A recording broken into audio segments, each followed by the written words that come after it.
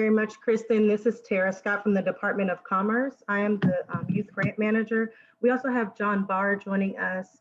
He's also with the Department of Commerce. I was just putting my phone, making sure I have the number handy, just in case my audio goes out at any point. Kristen is going to text me and say, hey, we lost you. I am going to turn off my computer and then go audio. So I just want to make sure I had that ready for everything. So just bear with us. It's working great right now, but as you all know, with technology, it happens sometimes. So we're going to go ahead and get started with our agenda. Just to look at everything, I'm going to give you a brief introduction of our staff. We're going to look at the Youth Career Pathway NOFO page that is listed on Illinois WorkNet. There is also a link to the web page in the chat box. So if you wanted to click on that and get ready for that tour, I'm going to show you the required documents for this grant opportunity. We're going to review the NOFO. We're literally going to go line by line in the NOFO. And we're doing things a little bit different this year just to make sure that the information is clear, that applicants feel comfortable with the grant opportunity. And my ultimate goal with this webinar is to make sure that you all know where to go to get the information. There's so much information that you're going to get today. I just want you to be comfortable to know where to go if you need additional feedback or if you don't understand some part of it. I want you to know where to go. So that's the biggest thing. I'm also going to show you the scorecards that the reviewers are going to use for your grant. So I hope that's helpful. Like I said, we're just trying different things this year, and I think that'll be really, really good. Last but not least, we're going to go over the budget form and go over our closing remarks. So just to introduce ourselves again, like I said, my name is Tara Scott. I am the grant manager. We also have Sarah Blaylock, who is our grant manager intern this year. And so she's also going to be walking you through the grant process once you become grantees. This is the page I was talking about. It's the Youth Career Pathway NOFO page. It is listed on Illinois WorkNet.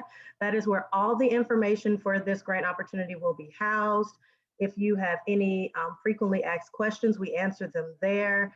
Although my email is listed in the NOFO, we really want to direct people to the website so that all applicants are getting the same information.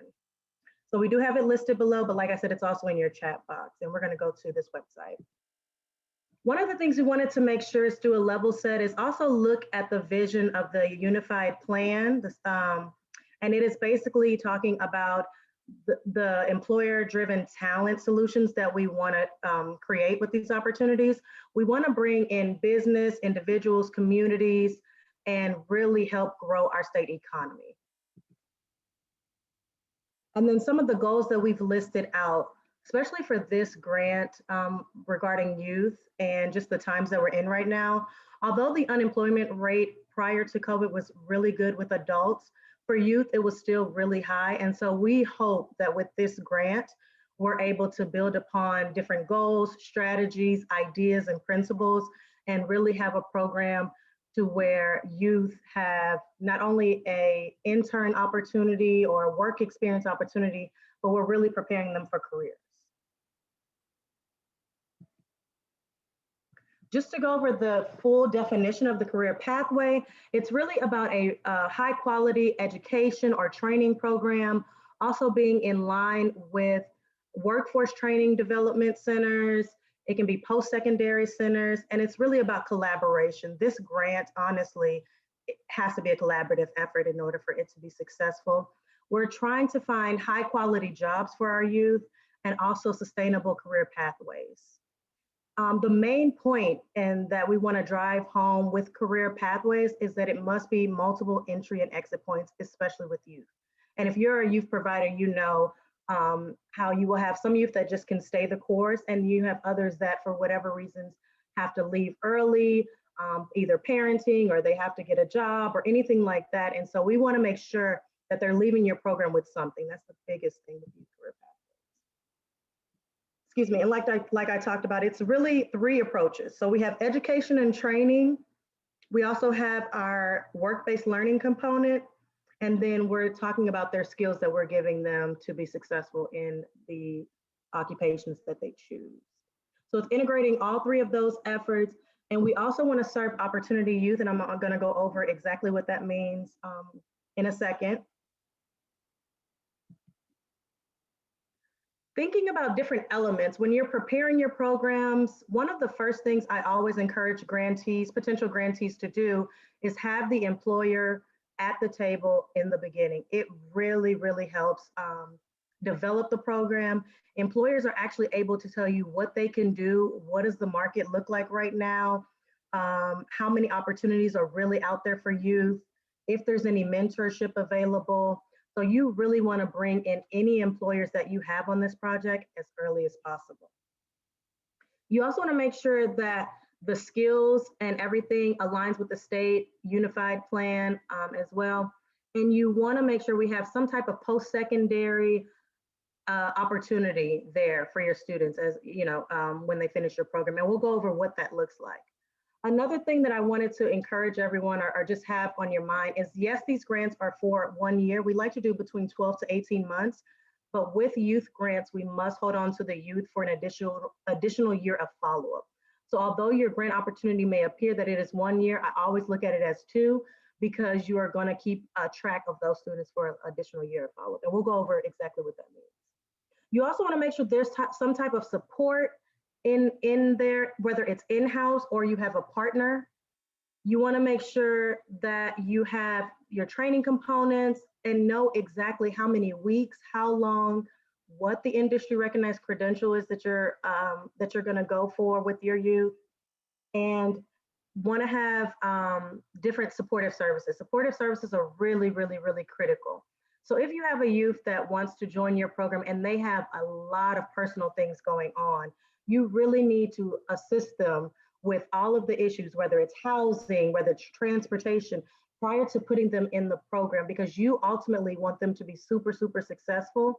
And so case management is really critical with these grants. So I always caution people, once you put them in the system, they're yours and we have to retain them.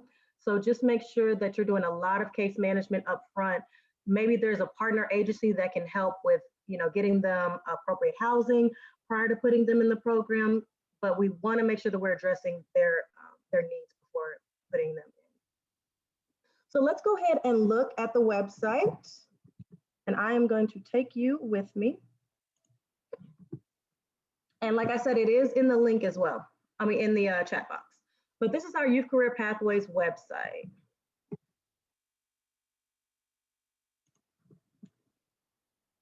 There we go. And we have our program description. This money is coming from the Department of Labor. It is WIOA funds, and that really determines a lot of our eligibility that we have to do with these grants, and we'll go over exactly what that means. We've had several partners that have put their input in on the Youth Career Pathways Dictionary, and I encourage everyone to click this link. I actually have it pulled up.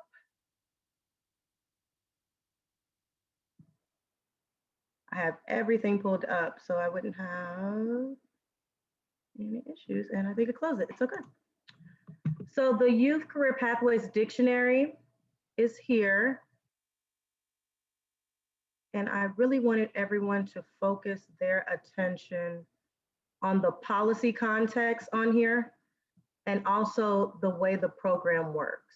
And so this is really, really critical when we talk about works-based learning experience, but it's really about giving them an awareness about a career, giving them some type of training, and in that training, having the industry recognized credential there.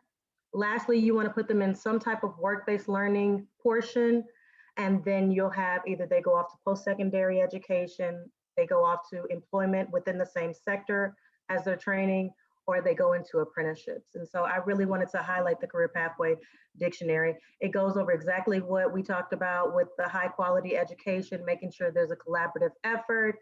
And so this is a really, really, really good resource when you're formulating your programs.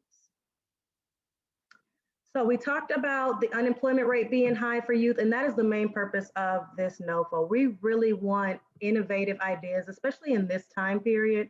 We just want something new, fresh, that's fun for the youth, that they also get jobs in their sectors, but we really want to try to alleviate this high unemployment rate with youth. We also wanted to highlight some of the action items in the agenda from the governor's office, where he really talks about connecting job seekers with employers. And he wants to make sure that everybody has a career and not just like their next job. And so we wanted to highlight that here. So this, like I said, is where you would go for all the information regarding this NOFO opportunity.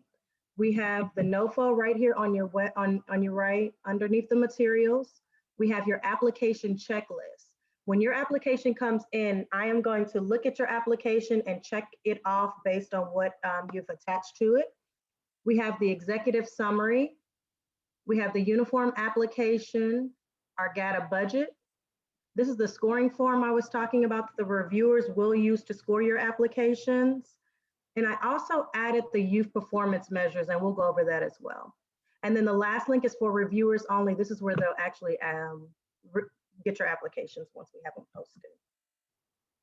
So there are several different models we wanted to highlight during this NOFO opportunity. And I'll show you the charts that we've provided within the NOFO, but we really highlighted high school dropout, free and reduced lunch, homelessness, any juvenile justice involved youth. We also highlighted them as well. This is really, really super important. The technical assistance session. So you're on this one right now with the bidders conference, but as you can see, we have different topics, and I encourage everyone to register. You do have to register for them individually, and they go all the way up until February 22nd. So if you have time, I would definitely highly encourage everyone to attend. We talk about business engagement, which is really, really important. Like I said, bringing that employer in the beginning of your programming. Since we are working with youth and they have a work-based learning component, we really want to talk about workers' rights, talk about what a true work-based learning opportunity looks like, and then our performance measures. Last but not least, we want to talk about sustainability. How do we sustain these projects? And so as we think about creating projects, I always encourage people to also talk about your sustainability plans. These grants are for 1 year, and really that is a short amount of time. And so we really want to make sure that we're making really good investments. So I encourage everyone to talk about the sustainability plans now as you're creating your opportunities. Definitely talk about it when you're presenting in your technical assistance, or not technical assistance, I'm sorry, your response to the NOFO. Tell us where you're getting the funding. What other streams of income do you have to sustain this project? How does the project look outside of DCEO's funding? And so we really just want to make sure that we have projects that can last. That is the biggest thing. We have great projects, but we want to keep them and sustain them.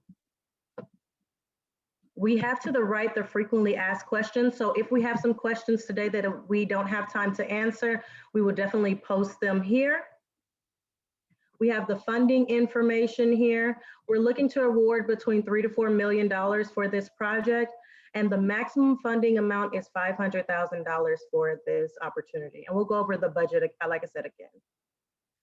Submission dates and times. This application is due April 1st. I always encourage folks that are submitting, please turn it in the day before if you can. Just with technology, just for where we are right now, I just want us to, if we can, not use April 1st, use the day before or whatever. But at 5 p.m. on April 1st, that is when the applications are done. So I just want to highly encourage everyone. Like I said, if you can get it in the day before, that would be even better. You do need to submit it to the email address that we have highlighted here. And we are anticipating to do grant negotiations in May and really start the programs in July. And we're really aligning this program with the school year. And that's the feedback that we got from the first 2 rounds, is that we needed to make sure we're aligning it with the school year. So we're doing that this year, which is why we want to start it in July. We want to give everybody an opportunity to either hire staff, get things in order for the program before the students come in, for those that are dealing with in-school youth especially. And then we have the appendix items listed here. So if you wanted to learn about just the eligibility, if you wanted to learn more about how we're defining in-school and out-of-school work-based learning, it's all here. So my goal, like I said, is for you not to remember all of this information. It is so much, but at least you know where to go to get the answers.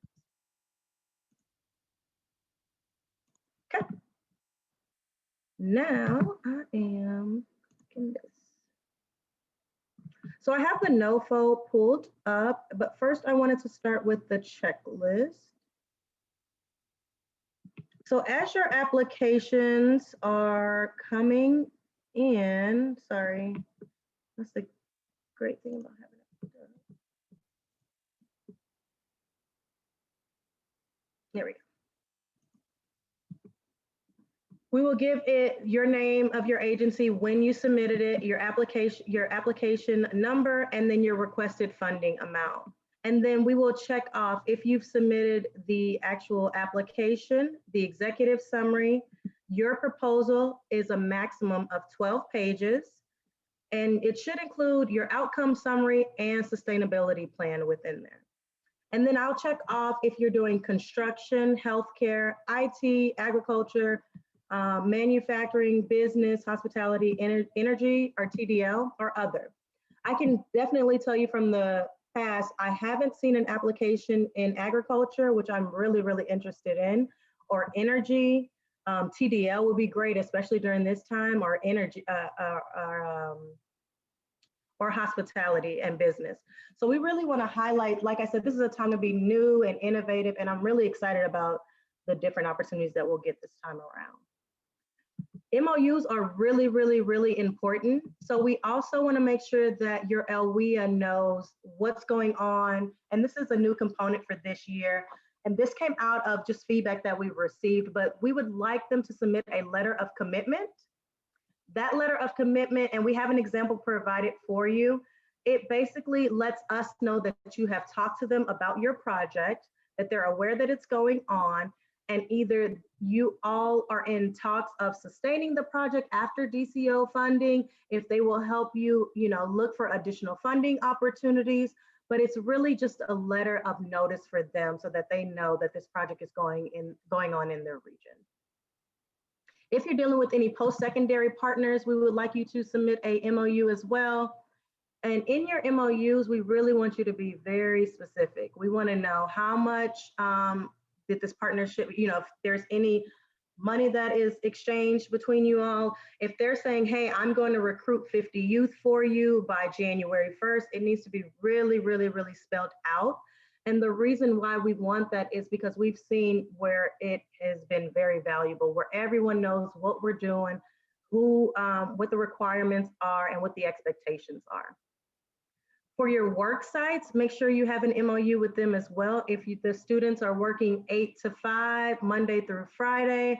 Also, during this time with COVID, make sure that it's spelled out what happens if they have to move to a remote location. So definitely talk to businesses about that. And that's the great part about bringing a business on in the beginning, is that they will be able to tell you if you can move it home, if there's things that students can do in a remote location. So you really want to have those conversations in the beginning. Any other business partners that you bring on, or your training provider. If your training provider is going to train your students for 16 weeks, and then they're going to do the credentials for the last 2 weeks, we just want to make sure that the MOU is very crystal clear of who's doing what, how long does it take, if there's any cost for that. So you want to make sure that's all spelled out. We also want to make sure you attach your budget spreadsheet. And within your budget, we'll go over this as well, but there's a narrative section that should be filled out, and it's at the bottom of the Excel spreadsheet. I'll show you where the signed certification forms are. And this is for me to note if it is in your application or if it's a separate document. Please make sure you're registered with the state, that there are no sanctions, and we'll talk about what it means to be an eligible applicant.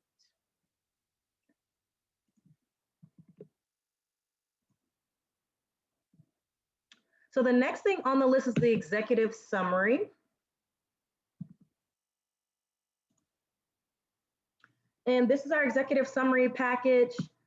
Really, when you're filling out this form, I really want you to think, especially for the project summary, this is your elevator pitch. So if you had 60 seconds, or in this case, 1 paragraph to talk about your application, who are your partners, what is the ultimate goal of your application, how many students you're going to recruit, it should go there. And like I said, it should be no more than 1 paragraph. And then with your executive summary, you can do a max of 2 pages with that where you really elaborate over the program. But this is really just to make sure that we know if we should be able to give this piece of paper to anybody walking on the street, and they should at least know what your program entails after reading it.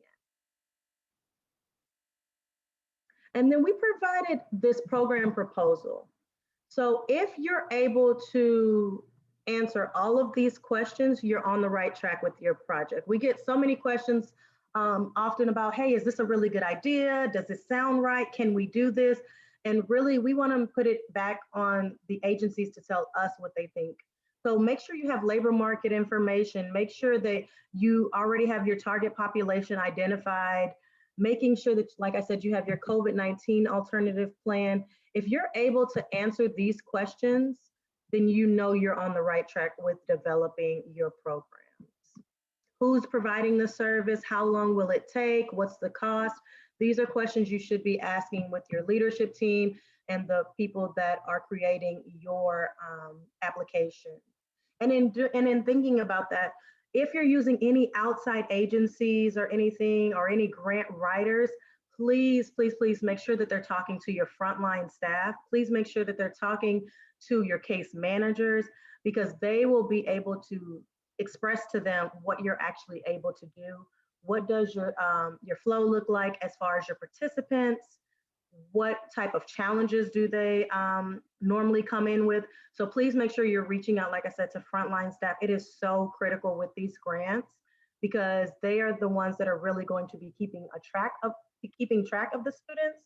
And they're going to be able to tell you, hey, is it realistic if we put 50 people in this program, or do we really need to put 20 and really, cut down on certain things? So like I said, I can't express that enough. Make sure you're talking to your frontline staff.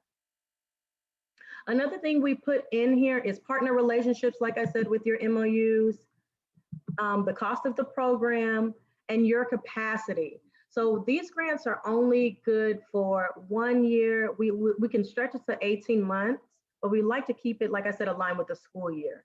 And so if you're looking at this and saying, hey, well, I need to hire 3 or 4, new staff members, we really want to caution agencies that have to do that, because this grant is 1 year. So just thinking about, what do you actually have the capacity to do, either with the staff now or adding an additional case manager. So I like to put that in there as well. And then who's doing what? So actually having those folks identified. Who's the program manager for this opportunity? Who's doing your eligibility? Who's going to actually enter your students into the system monthly and keep a track of that? Your assessments, are you doing that in-house, or are you going to another agency to do that? If so, who's doing that? And do they need any additional training? So we wanted to use this year to see if this is easier with, like I said, developing it and just asking yourself these questions in your agency. Another thing we included is the scope of work. So you would put your program name here, your training providers, whatever sector you're choosing, construction, IT, energy. What type of credential will they obtain by going through your training? And I always encourage agencies to have multiple training, multiple credential opportunities. So maybe you'll have them do it, you'll have everybody do it in January. And then for those that don't pass, making sure they have multiple opportunities. Because what we don't want is to see youth, enroll in an 8-week or 12-week program, and then they're not successful on one test, and then we lose them. So we always want to make sure we have multiple credentials. And then who's the credentialing body for that? Another thing to think about is that DOL does not recognize CPR, OSHA 10, OSHA 30, or the food handlers as credentials anymore. And so like for construction, they have it to where the students do OSHA 10, they do OSHA 30, and then they may get what's called an NCCER for the construction industry.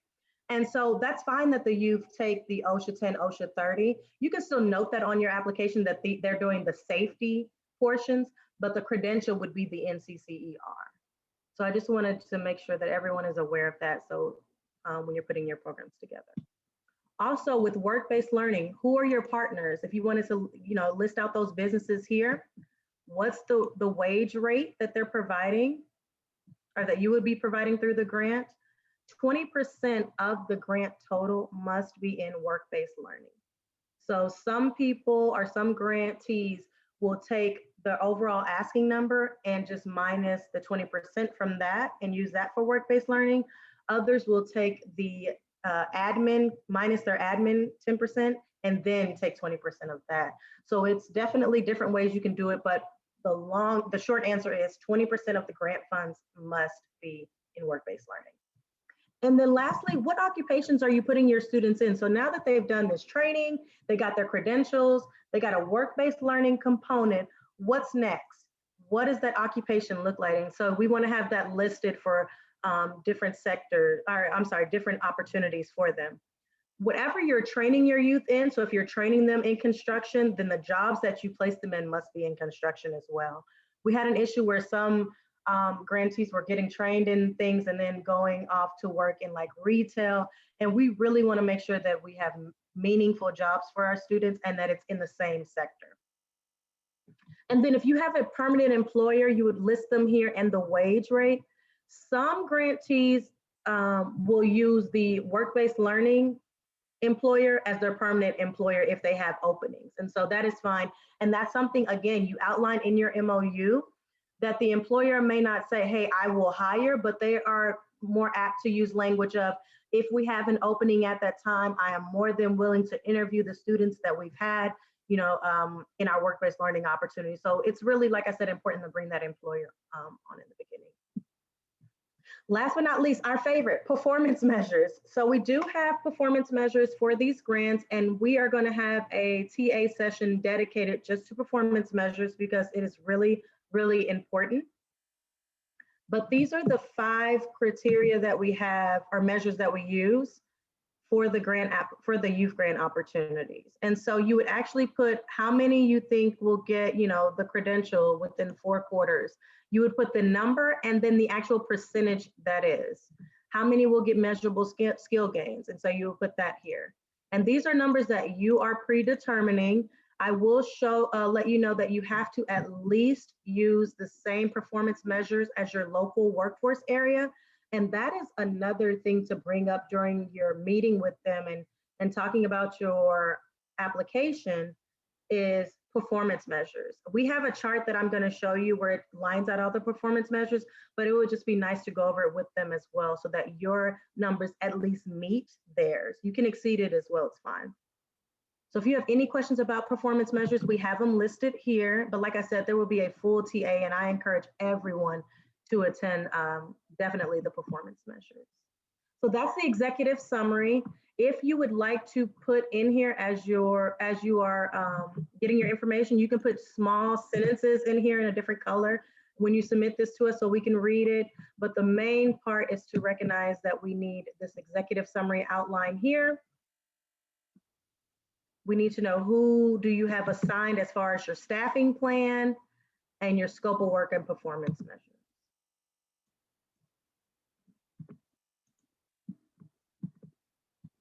The uniform application is next. And this is the uniform application. We will have listed on our website the CSFA number and the CFDA number. So I will have those listed for you. It's actually going to be 3 different numbers. So we'll get that on the website for you.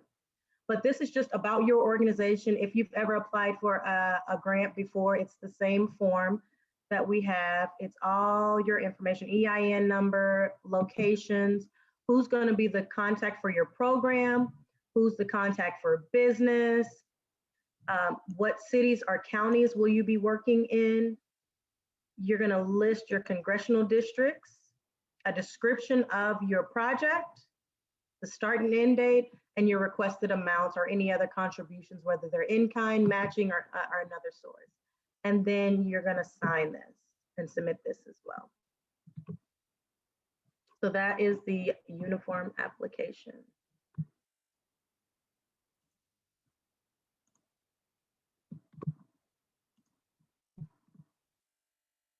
All right, so let's go through the NOFO, and I'm actually going to switch back to my PowerPoint for a second.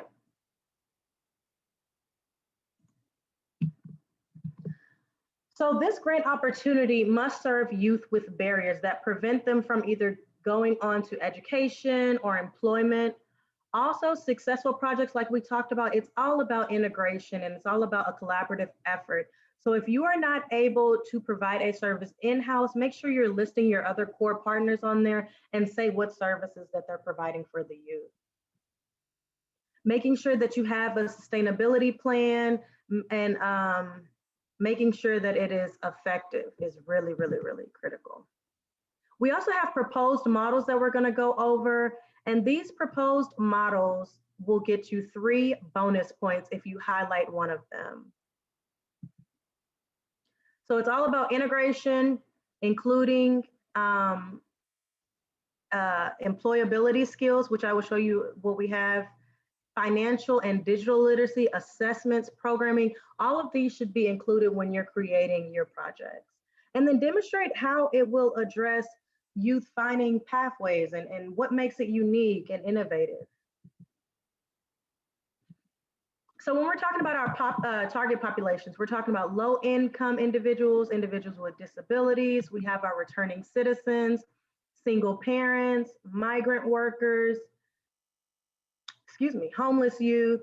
So we just wanted to highlight here what we're talking about for target populations. Your applications must address one of those groups. Disproportionately impacted areas. So this is really, really, really critical. And Governor Pritzker actually highlighted that he would like to shed a light and better align with underrepresented populations. And so that's what we want to do with this grant. And we want to talk about either the poverty rate, ways that you can meet, a target geographic area or a target population. And we have listed here 4 different ways. So if we look at the unemployment rate, if you look at the SNAP rate for that area, if you're looking at free and reduced lunch. So these are different ways that you can talk about, your focus on an area and why you've decided to do that. Increasing equity is another area that we wanted to highlight and really talk about underrepresented areas or underrepresented racial groups. Here's the models. So for this proposed model, and this is where I was talking about the 3 extra bonus points. So this model talks about you bringing in the Workforce Investment Board, a community college, or a high school team. And so if you're focused on youth that are between the ages of 16 to 24 in rural communities, then that would be your preferred model, that you're bringing in these 3 different groups and you're really showing a collaborative effort. And we're going to talk about how we can strengthen our neighborhood, our community. Another model that we have is where we're talking about equity. And so if you're looking at disproportionately affected areas, or like I said, racial groups, so you can highlight that as your preferred model. Accelerated credential programs, you can highlight that as your preferred model, where they're talking about in-demand occupations. This is a short stackable credential or stackable programs. And so this is another preferred model if you wanted to highlight that. Dealing or working with our youth with disabilities is really, really, really critical. We, for anybody that did our DEI program, I was thinking about that when we were highlighting youth with disabilities. And so this is another opportunity for you to say, this is my preferred model. We're strictly going to work with youth with disabilities for this project. You can work with your early leavers and bringing in your high-risk students. So this is the target population would be your high-risk dropout students, and then any special requirements would be connected. Make sure you're connecting with ICCB for additional information on the early leaver program, but it is a preferred model if you're using that one. If you're working with children and family services, so any of our foster youth or formerly fostered youth would be really good to highlight for this grant opportunity. And apprenticeships or pre-apprenticeships. And I really want to caution agencies, make sure, and we'll have a full page on that, but make sure you are highlighting your programs correctly. So if it's just a career pathways program, that is more than fine. It has a work-based learning component, that's fine. If it's a pre-apprenticeship or a registered apprenticeship, make sure you're using the correct language. And that brings me back to the career pathways definition, we have outlined exactly what a pre-apprenticeship is, how many hours, different requirements, a registered apprenticeship being actually registered with the Department of Labor. So please make sure you are highlighting and defining your programs correctly based on the definitions that are in the career pathways dictionary. So we listed here 10 program components. When you are thinking about your programs, you want to highlight your partnerships, your business engagement, your high-skilled occupation, your work-based learning, your credentials, your individual support, and like I said, your sustainability plan. So we just wanted to prompt you to think about different program requirements for this opportunity. And this is a way you know that your application is correct if you're able to hit 1 through 10, so you know you're on the right track. I know you all are like, oh my gosh, partnerships, but this is definitely what we want to highlight. It's so critical to this project and for it to be successful. So on the right-hand side, you see here, there's different models that you can come up with. And that's what I really love about these grants is that they're so flexible. And really, our management team, we're open to innovative ideas. We really want to see something young and fresh and fun for youth. Even though we're talking about, you know, something serious as a career, we still want to make sure that youth want to engage in these programs. So we talk about either having businesses, your workforce system, and the community college can be your partnership. You can bring in an industry association or a sponsor for the program. You can bring in, like I said, a community college, labor organization. I mean, there's so many ways and puzzle pieces that fit together, but the most important thing is partnership.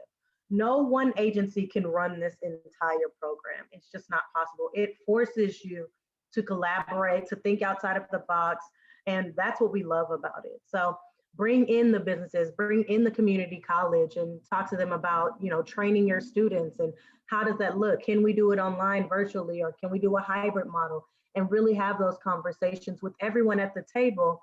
And like I said, when you're doing your MOUs, it's so critical to be specific as possible because you want to make sure that everyone knows what the expectations are. The partnership requirements, we talked about the MOUs. For these projects, you must have at least one business partner. I always caution agencies to have more than one because when it's time to do your work-based learning experiences, you don't want to send 20 kids to one business or 5 kids to one business. They may not have the capacity to do that. And so being able to spread them about different businesses really helps. And it also gives them a better work-based learning experience. They're, you know, able to maybe have more one-on-one time or maybe have a mentor. And so it's really, really good. Also establishing that relationship with the LWIA, letting them know, hey, I have this project going on. You know, we have the Department of Commerce willing to fund it for 1 year. Can you look at it? Do you have any other ideas or opportunities where we can sustain this project? So it's really, we really want to make sure that everyone knows what's going on and where these projects are located throughout the state. I really want to see some from downstate and central state as well. Making sure you have a business engagement plan in, like I said, to increase business partnerships. And we are using Illinois WorkNet for our project management system. That is where the webpage I just showed you. So I encourage everyone to go on there, make sure you sign up. You'll get email alerts and just get familiar with the website in general. And then participation in technical assistance is also very, very key to a successful project. When we talk about the MOU, making sure you're highlighting these components, who's doing eligibility is so, so critical. Who's doing eligibility? Who's getting a copy of the Social Security cards and the birth certificates? So those are conversations. How much is that going to cost? You know, what's enrollment? Are you doing 20 students? Are you bringing in? Who's doing case management? Who's actually going into Illinois WorkNet once a month and updating our client files? Reporting is very important, and follow-up, the year of follow-up. So these are things, like I said, if you kind of go around and make sure you have an answer for all of these, you know that you're on the right track with your MOUs. And talking about our workforce areas and our regional maps, we just wanted everyone to know where everything was located. So if you want to use this map, identify your local investment area. And I also want to highlight on the left side, it tells you exactly in the NOFO where this page is. So just want to check that. When you're working with youth programs, we have 14 elements that we would like all agencies to highlight. And this is a thing, if you cannot provide this service, that is more than okay. Just make sure you have a partner on your project that can. So if we're talking about tutoring or work experiences or supportive services, like I said, making sure you have the follow-up service. Who's doing follow-up? What does follow-up actually look like? Making sure you have that identified. Financial literacy is so important as a component. Entrepreneurship is really important. And then also, who's preparing the students for post-secondary training, or what does that look like once they leave your hands and go off to the next set? So we just want to make sure that we're highlighting the 14 elements. And like I said, if you can't provide those services, please get someone on your staff or outside your agency that you're putting on the project. We have our ICAPS model here, and we also provided the link if you are interested in learning more about ICAPS models or bridge programs. If you have students that need more education or more training before they even start your training program. So you want to make sure you're building in that if you need it for your students. Again, work-based learning, making sure it's 20% of your program's budget, making sure that you can do paid or unpaid work experiences. I always encourage grantees, when you have students, they all could use some funding. So if you can, and if it's possible, I would really like to see youth get paid work experiences so that, you know, we're dealing with youth, they get an incentive of payment, or if you wanted to do on the job training, or just a regular unpaid internship. So there's different categories under work-based learning. We will definitely have another TA session that goes over it, but I always encourage us to help our youth, you know, with paid work experiences if possible. Being the employer of record is really important. So if you're doing paid work experiences, somebody has to keep a track of that in a payroll system and keep a track of your wage rates. Remember that it cannot be below minimum wage for your area. So please make sure you read up on that and make sure. And then you also want to list the hours per week that that your students are working and keep up with that when you're being the employer of record. So just making sure who's doing this in our agency, just making sure you're having those conversations ahead of time. If you're doing apprenticeships, making sure, like I said, that you're sticking with the definition outlined in the career pathway dictionary. So we just wanted to highlight that as well, making sure that you're talking about collaborative partnerships, sustainable career plans, multiple entry and exit points. Like I said, I encourage everyone to have a contingency plan. If things do not go back right now to where we're able to freely just have students in work sites, just make sure you have a contingency plan. Can they still receive training at home? The community college that you're working with, you know, do we make sure that the students have internet or laptops, something like that? And so it's best to work on the contingency plan now and have that in place and not need it, than a starting program and then figuring out that we will need something. So it's just a thought out there, making sure that you're highlighting that and really processing what does that look like for your students and what can you do?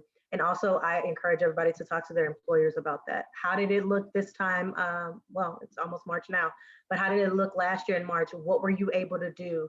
Are your employees ready, willing and able to work from home? So these are different conversations that you want to have with your employers as well. Like I said, we will have a whole TA session on performance measures, but we did want to highlight the website here that you can go to and look at. I'm going to show you on our website the youth performance measures. And then these are the different categories. Sustainability plan, making sure it's noted in your application how you will sustain this project. We want to make sure that you're trying to integrate your project into your local workforce area and making sure that everyone is aware of the project and what's going on.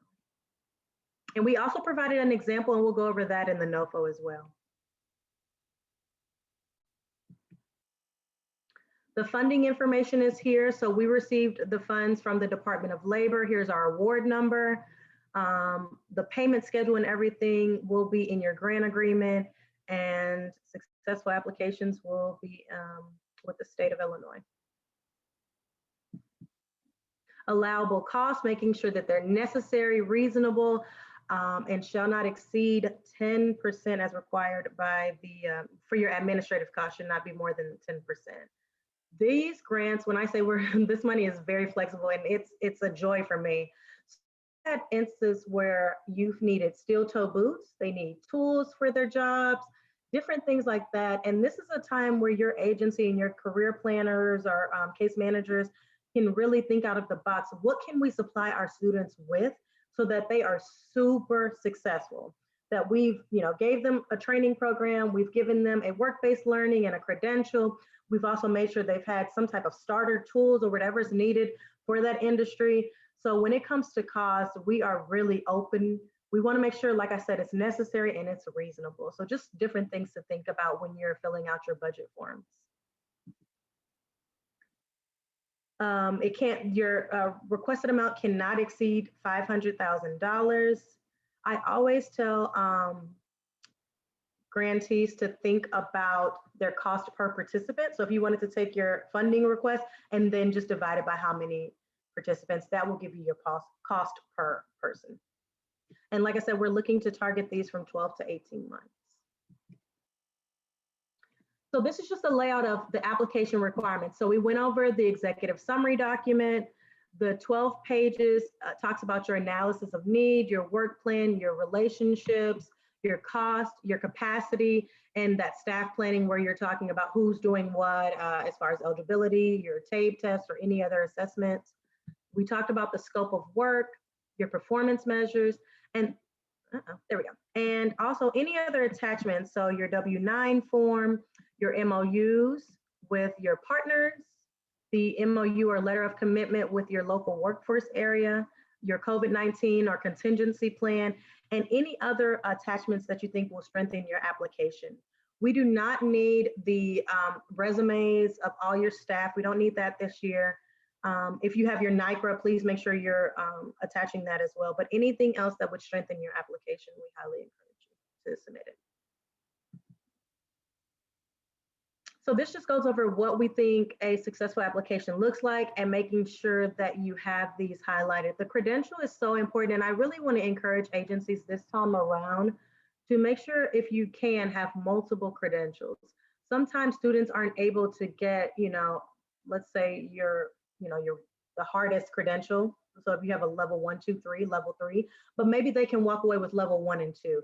I always like youth to walk away, leave your program with something in hand. So that's the biggest thing. I'm challenging all agencies this year to see if we could do multiple credentials so that students, like I said, can leave with something in hand. The scorecard. So this is how your applications will be scored.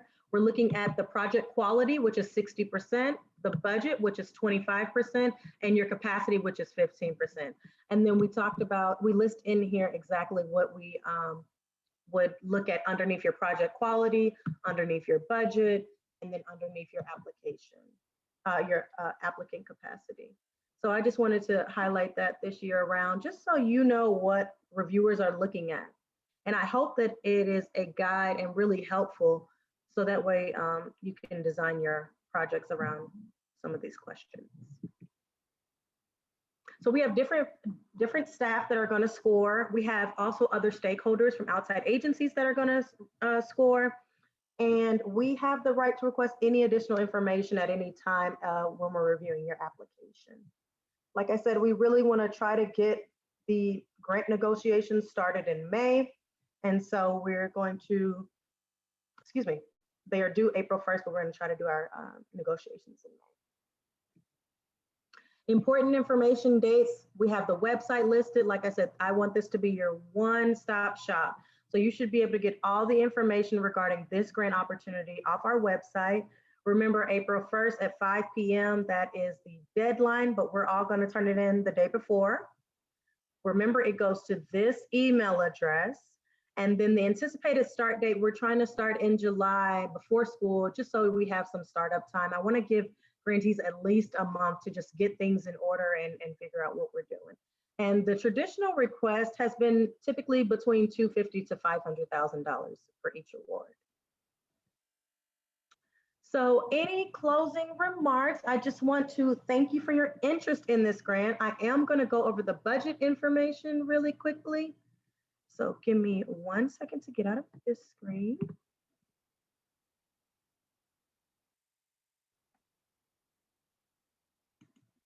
And actually, I was talking about the scorecards. So here's the scorecard. It's listed on the website as well.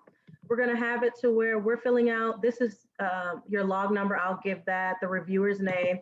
But the questions are here.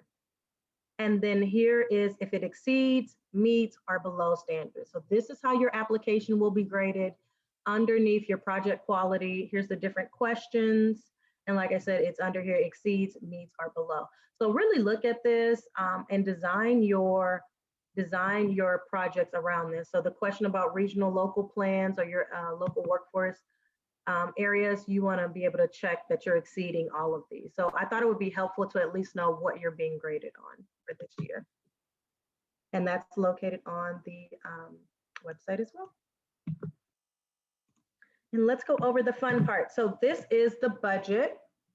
And down here at the bottom, we have different tabs, and section A is where you would really put in all your information as far as your admin, your youth, whether you're working in school or out of school youth, whether your direct training costs, work-based learning costs. So that will all be here, any indirect. I also like to highlight, some people forget about this ICI page. So making sure you're noting your correct, where you fall in with your indirect cost rate. And I want to highlight the certification page right here. You will actually have to PDF this page and have it signed off by your finance, either your executive director or chief financial officer will need to sign and submit this page. So just go ahead and make this one page a PDF. And I wanted to show you on here at the bottom, there's narrative spots. Make sure you're filling in those narrative spots. And this basically should correspond with what you're asking for up here in your budgets. John, do you have any comments on this while we're in the budget stuff? Yeah, and thanks, Tara. And we'll go over this in more detail on the Grants 101 session. But as it relates to the budget tab, it can look daunting for folks who haven't ever done this before. It is a fairly complex, spreadsheet with multiple tabs. So for each tab, that actually is a budget line item, and that's where you enter in exactly what those costs would be, and then the spreadsheet should automatically add up those costs into this tab A, right? So this, or what is it? Section A of it. So again, really, this is it. If you try to put in costs on this tab A or section A, it won't let you do it, right? And you'll probably get frustrated at each individual line item. So for instance, personnel, right? So you'd go to the corresponding personnel tab to enter in, all the staff that would be included in the project under your budget. And that indirect cost tab, if you could click to that, again, that does look like a very intimidating a spreadsheet there. Majority of those costs, as I understand it, will also roll up into this spreadsheet. And so we will work with you if you have technical questions and need help on completing the budget. The key, as Tara mentioned, if you could maybe click on one of the maybe the personnel tab and go to where that budget narrative piece was. So the key is really to scroll down to that point and make sure that you provide enough detail within that budget summary. And if you have to include as like an attachment or an addendum that is like a Word document to justify your costs, I would definitely encourage you to do that, because if you look at what is included in the review criteria, you know, kind of your costs and reasonableness of cost sets. Those are important considerations as part of grant decisions. So don't leave points on the table by you know, running out of time or running out of steam. And I've been there before writing grants, right? You run out of steam, like, oh, we got to get this in, and you know, but the key is, again, just justify your costs and highlight you know, those costs that may be provided as match or leverage. So I just want to remind everybody again, the certification page is a page you have to pull out and save as a PDF after signing it. All right. I'm going to go back to our website because I wanted to show you the performance measures are here. These are the performance measures for this year. And it lists the state rate, but again, depending on where you are within the state, that will determine what LWIA you're in, and your rates or your performance measures cannot go below the LWIAs, your local area. So if you're in LWIA 5, you cannot go below 78% for employment. You cannot go below 61.5% for credential attainment, and so on and so forth.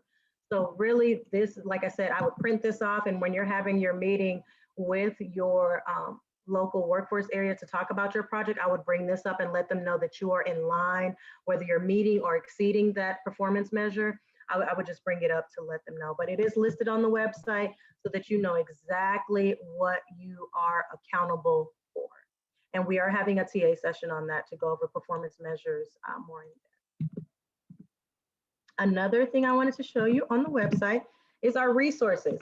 So we have so much information that we put in the NOFO, but also we have them linked here. So if you want to know more about WIOA, the governor's executive order, I want to highlight, we also have, when you're talking about employer engagement, which is really, really good, letters of support, how to get that, a collaborative effort from employers is on here.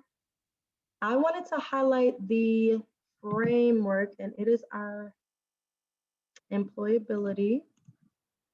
Let me just pull it up right here. Employability skills. So you want to make sure that you are incorporating this in your program with your students when you're talking about your work ethic, teamwork, communication, ethics. There's so many things on here. It's just such a great resource, and you don't have to reinvent the wheel because we've given it to you. So make sure that you're using keywords. This is the essential employability framework. So like I said, it's so many great things that you can use from here, but making sure that you have financial literacy, digital literacy is also included in your program is very, very critical. And it also has a work-based learning component in here to talk about that.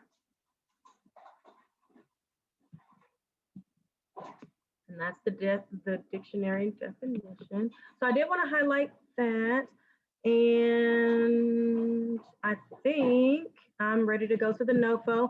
We did pull out, like I said, the appendix. So if you just have a really quick question over target population data, which I'm going to go over really quickly, just look right there on the website.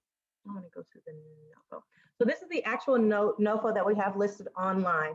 So we went through a lot of this as far as the background, the purpose of this NOFO opportunity, the models that we talked about if you're highlighting individuals with disabilities, or if you wanted to highlight youth in a disproportionately affected area, your target populations. And if you click on this, it will bring you to the appendix that we have listed out. These are just the programs that I've highlighted that we talked about with equity, or if you want to talk about early leavers program, that is on here as well. I want to go over the program components. So when we talk about partnerships and business engagement, this is just stating on here that components 1 and 2, which are these two, making sure you're identifying your roles, responsibilities, and outcomes through an MOU. So we just have little key things that we put right underneath. So for like 3, 4, 5, and 6, right here, when you're talking about post-secondary education or employability skills, that's here as well. We're talking about work-based learning. So we wanted to give you, like I said, as much information as possible and really steer you in the right way of getting the information. You don't have to know all of this, but I just want you to know where to find the information. Program requirements and performance measures, we have that listed out. One of the things I want to highlight, if you're not familiar with your workforce area, we have, and the plan. So every workforce area has plans. And I want to go to,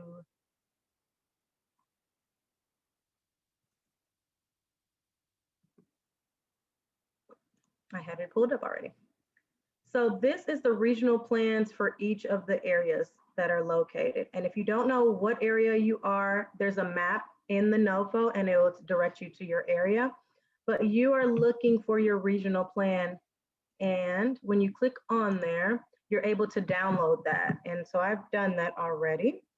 And I just did the Northeast region. But in this plan, this is really, really good. And this is another thing to bring to your conversation. It tells you for this region, what we're really known for as a sector. So if it's healthcare, if it's TDL, it has it listed here on this document. And like I said, it's for each region. So it's really good information. One of the things you want to say to us is that we've chose this sector, for our area. So if we wanted to do agriculture, it's really popular here. Here is the salaries that our students could potentially get by doing our training. This is a really good resource to bring to your meeting and also highlight in your application. So it has how many jobs there were in 2016, how many projected jobs for 2026. So I just love these regional plans because you're really able to highlight why you've chosen the sector that you've chosen for your students. So I just want to make sure that everyone knows that that is available as well. Let me go back to the NOFO. So that's when we talk about support of the regional plans, that's what we're talking about.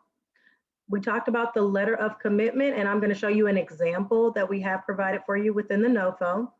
We've talked about business engagement, making sure we're bringing our employers to the table at the beginning, our targeted industries. One of the first questions you should ask yourself with your case manager and your business, are we focusing on in-school or out-of-school youth? It should be really one of your first questions. And how will you recruit those youth, whether it's online, in person, flyers, ads. So just talking about that. And like I said, we're highlighting the disproportionately impacted areas here. Case management is so important, and eligibility. These grants are under WIOA, and so we have to follow WIOA eligibility, and we have that listed in here, what exactly that means. We've provided to you the adult provider manual. So if you are looking at TABE 1112 or any type of assessments, you can look in that manual for agencies that provide those assessments.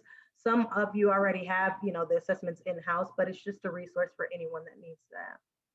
A career plan definitely is needed for your students, where you're outlining short-term, long-term goals, other factors, assessments, any skill gaps or any employment that they've had in the past. You really want to work through what their ultimate goal is after finishing your program.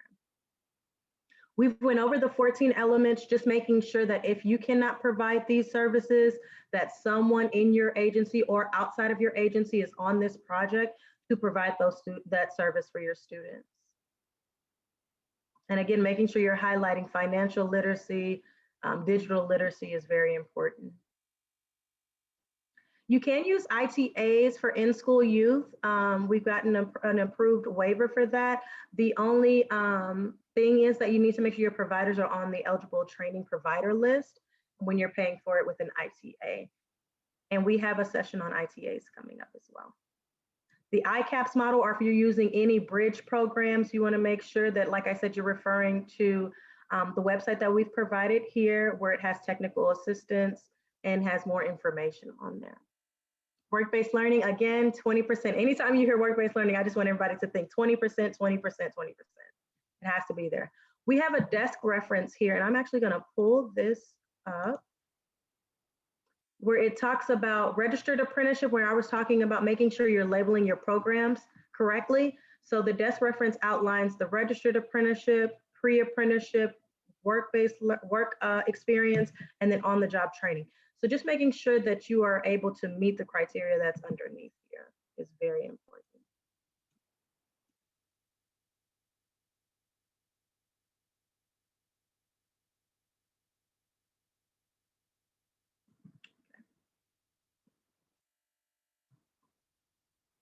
Making sure you're able to be the employer of record. And we do have worksite evaluation. So prior to any student going to a worksite, we actually have an evaluation form that we already have. Just making sure that it's safe for your students, that they have someone that they'll know on site that's able to help them with the job. Making sure that you're still talking to the employer for the work-based learning. Even though you're putting your students in another environment, you still want to have constant communication with your student as well as the employer, just to make sure things are running smoothly. And also if they need anything, like I said, the funding for this is so flexible. So if they need steel toe boots to complete their jobs, or tool belts or anything like that that you can think of, we want to make sure that we're able to provide that so that they go to work ready. We talked about our COVID-19 plans and our performance measures. Sustainability plan, making sure you're building that out as you're getting your project started, and how important the MOUs are.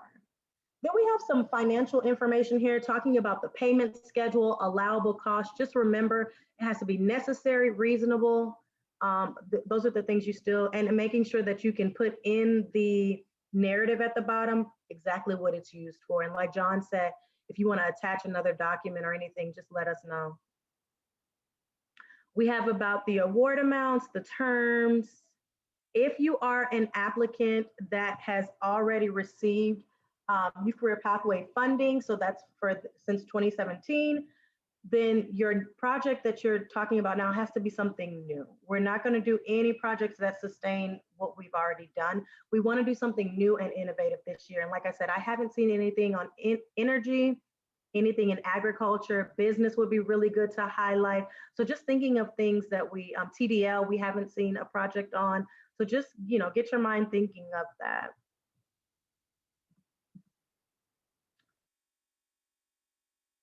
Eligibility information. Please make sure that your agency is in good standing with the Secretary of State, that you're not on any stop payment list, that you have not been sanctioned for anything.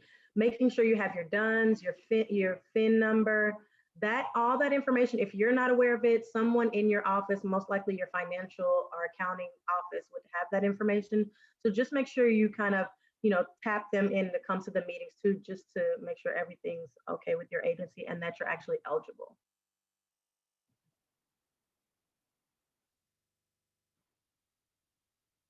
Cost sharing or matching.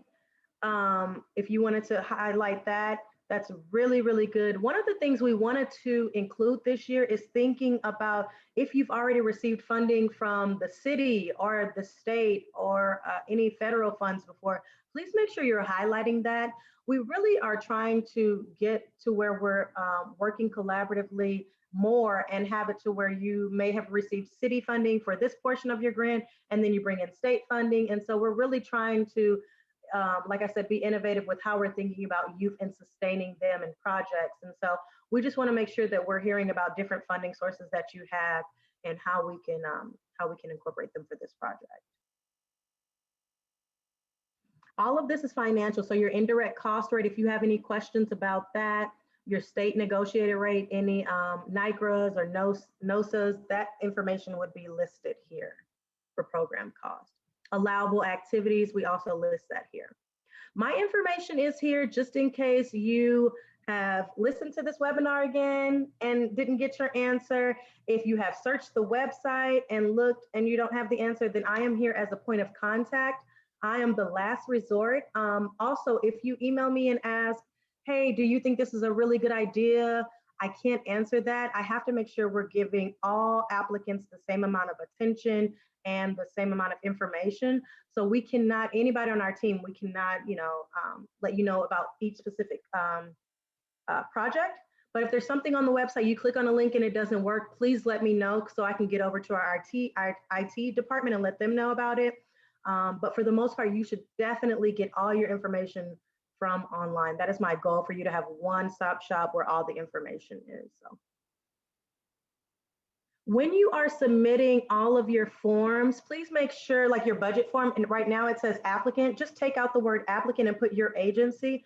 So it would be Terrace Tots and then budget, or whatever the case may be, making sure that you're labeling all your items with your agency's name and then whatever the document is. We've listed out what you need to submit to us: your executive summary, your 12-page maximum proposal, the scope of work, your performance measures, and any additional documents. Right here, we outline how the submissions are. So making sure that you're using no larger than 11-point type, making sure that it's no longer than 8.5 by 11 page size. So just make sure you're okay with all of this in here. Again, it's due April 1st, but we're not submitting it April 1st. We're going to have it in the day before. We did list out the email address again, so you'll have it. If you have any questions, like I said, we provided the application materials underneath the Youth NOFO page, so please get familiar with that. If you need to register at sam.gov or you need a DUNS number, we've given you instruction on where to do that. And this is where I was talking about making sure you're replacing your name. Instead of using the word applicant, just put your agency's name and then what it is. If it's the signed certification form, if it's your budget form, just making sure you're putting that there. We also listed here, this is the same thing as far as the scoring form, but it's just written out. So 60% will come from your project, and making sure you're highlighting these areas. We also talk about the 3 bonus points if you're using one of the proposed models that we mentioned earlier. Your budget outcome, 25%, making sure you're going over that, making sure it's reasonable. Your capacity, 15%, and it's highlighted here. And then the review and selection process we talked about, it's going to be our staff as well as other stakeholders that will review your applications. And we are trying to get everything done and start grant negotiations in May. That is our big goal. So let me go down for reporting. So once you are granted an application, we will have some reporting measures that we will go over at a later date. We just want you to know that there will be monitoring. We have 2 forms. It's called the PPR and the PFR. And those are just forms, like I said, that we'll definitely go over once you're actually a grantee. And the first one, I actually go through it and help you fill it out. So there's no pressure to worry about that, but we just like you to know that there is monitoring. There is Wednesday webinars that are mandatory for all of our new grantees to go over how your project's going. You're talking to different grantees to build rapport and share ideas. So we want to make sure that you have everything you need to be successful. We also listed the resources here. They're also found on the website. And then this is going to get into our appendix. So last but not least, we wanted to go over the vision and mission. If you wanted to highlight that in your projects.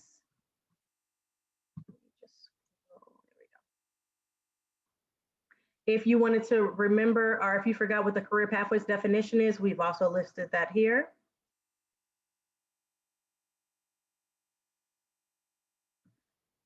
This is the definitions, eligible training provider. We use acronyms all the time, so we provided this. If you are like, what is an ITA or anything like that, it's here. We call our youth participants under WIOA, so that's listed here as well. And then different acronyms are here. Target population data. So I really want to go over this. So we have listed here the data that we've pulled, and we've cited the source that we have. So if you wanted to highlight free and reduced lunch participants, the state total is 49%, but then for these counties, we've highlighted them because they're over the state total. So if you are in Mason and you wanted to say, well, we want to, highlight our area because we have 51% of our students with free or reduced lunch, this is the data you can use to support that. We also have it for dropout rate. So the state average is 1.8. So we've highlighted those right here and higher. And that way you know what to, what racial groups you wanted to highlight regarding dropout rates. If you wanted to do dropout rates by county, we've also highlighted those, anybody that's over the state rate. So if your county is not listed, that means you were actually under the state rate for these three tables.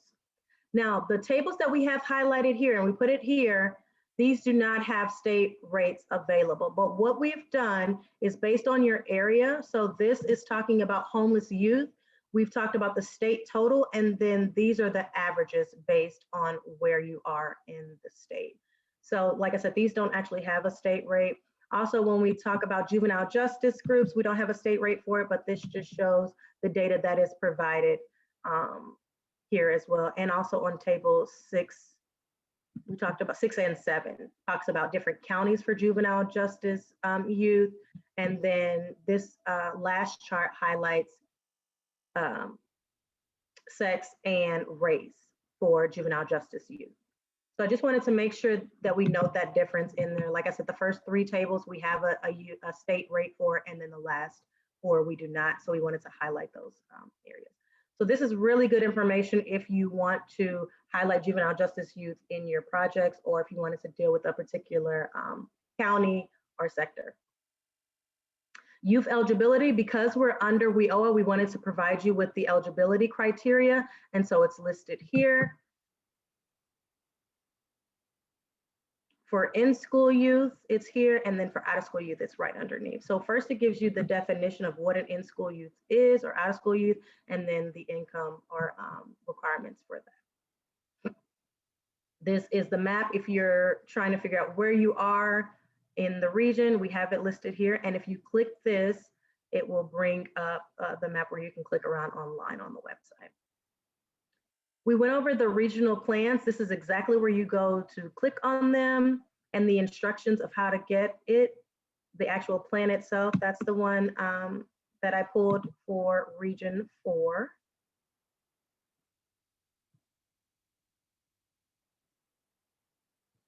The letter of commitment, when you sit down and talk to your local workforce area, if you want to just copy and paste this, you can, and put the information in. But we just want to know that they're in good standing with their LWIA, that you all have this, similar ideas, that you have a vision for this program. And the key point is that they know your project is going on. It's really just a point of transparency for not only you, but also the workforce investment area. So we just want to make sure that we've highlighted that. And we provided a example, and it's really as simple as that. It doesn't have to be anything long and formal. We just want to know they know you exist. You've presented your project to them. Like I said, during this meeting, I would definitely talk about performance measures. Also, the regional plan for the area would be really good talking points for that meeting. We did the definition again of in-school, out-of-school youth. We just put it out of a table and into just a printable form.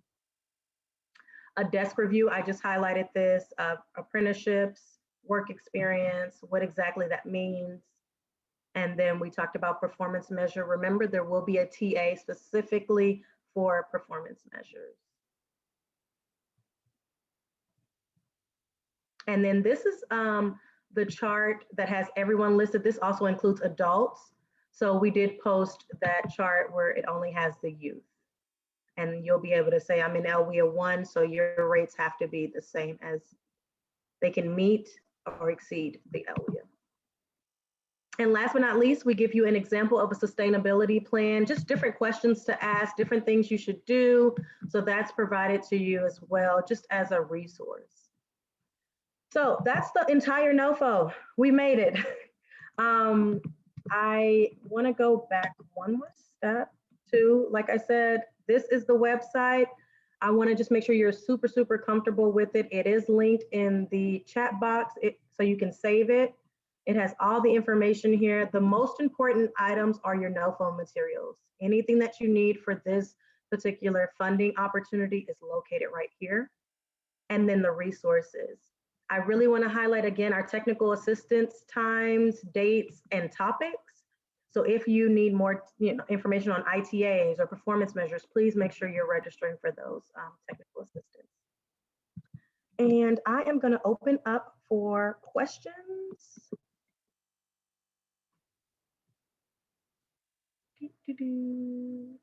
Oh, this PowerPoint will, just to say it again, the PowerPoint will be posted online. And let's see. We had a question. Could you elaborate on what stackable credentials mean? Yes. So stackable credentials is if you are, and I'm going to use manufacturing as an example. So you may have manufacturing level 1 as one credential, and then you'll have manufacturing level 2. So it's built upon, it's just multiple credentials within a sector. So like I said, if you wanted to do, they have something called NIMS. So it'll be NIMS 1 and then you go NIMS 2. I'm not sure if there's a NIMS 3, but it's just multiple credentials and they make it's called stackable credentials. And that, like I said, I want to, really make sure we're highlighting to everyone. Please make sure you're putting as many credentials as possible for your students. I just want them to be able to leave with something.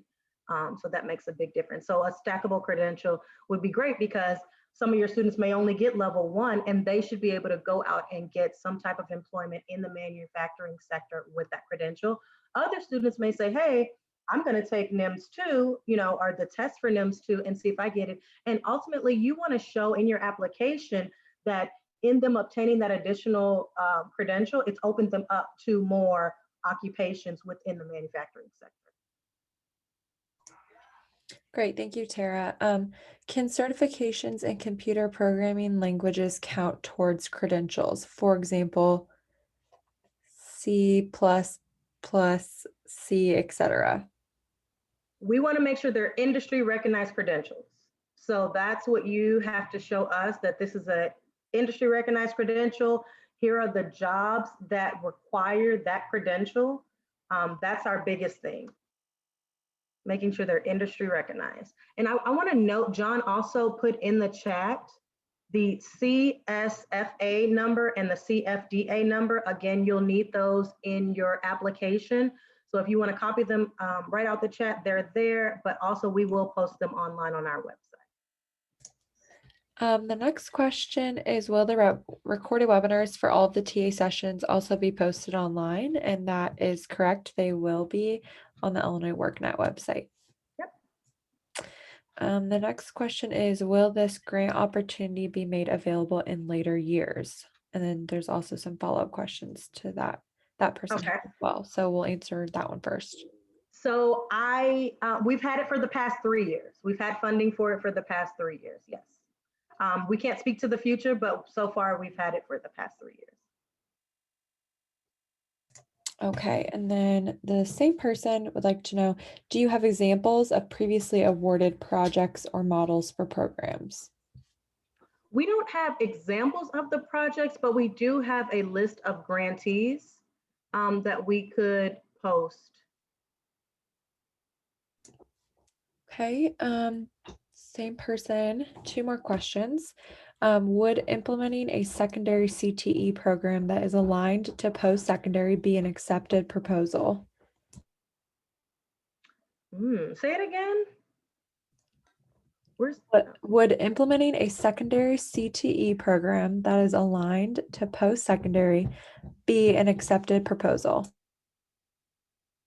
I would need them to elaborate a little bit more on that. So can you highlight that? We're going to put that in the frequently asked question box on the website. We'll put the answer to that one in there. Okay, and then Go ahead. will there be flexibility with WBL due to COVID? That is the thing that you have to talk to the employers about. So the flexibility from us is that as long as you have 20% of it in work-based learning, we're good to go, but your employer really guides that portion, if that makes sense. So they're able to tell you, like if you're working with a manufacturer and they need people in-house, that really can't be virtual.